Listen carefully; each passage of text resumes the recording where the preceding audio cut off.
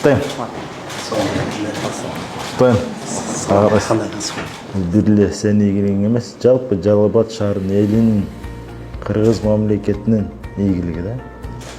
Ушундай ийгиликтерге жетишип, элиңи кубантып, ата-энеңи өзүң менен кошо күнү түнү сени маштырган агайларың кубандырып жүрө бер.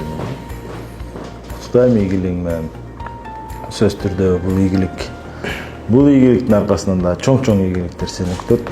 Барып келген жол кыйла каражаттар бүгүн ушу биздин шаарыбыздан каржыланган да. Сизге терең рахмат.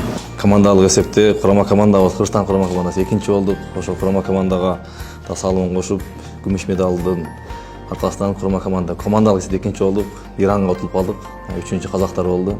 Мунун весинде 12 бала болду. 3 беттеш утуп, 4-чү беттеш ирандык балбанга 4-1 эсебинен утузуп койду финалда. Кудай кааласа эми кийинки сентябрь айында да дүйнө биринчилигине дагы даярдансын деп агайлар алып барабыз деген ниетте кылып турушат. Главный тренерибиз. Кудай кааласа ошого да даярдыктарды жакшы ниеттер менен, конечно, сиздердин жардамыңыздар менен бардык нерсе ишке ашат. Кудай кааласа рахмат сиздерге. Ыраазычылык билдиребиз чоң. Башыңан ак калпак түшпөсүн эми, аман болсун. Илгери ушунта ниет кылып кийгизген экен.